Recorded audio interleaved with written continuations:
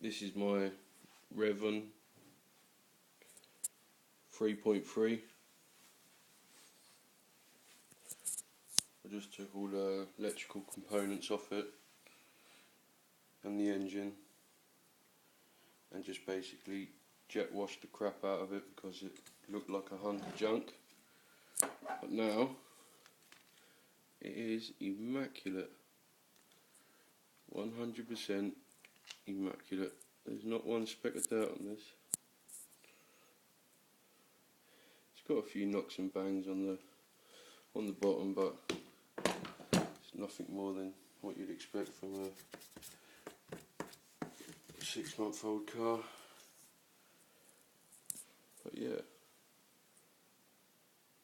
really impressed with it.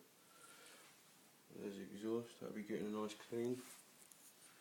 There's the engine, the famous 3.3. I've also got to do some work on my helicopter as well, but that can wait.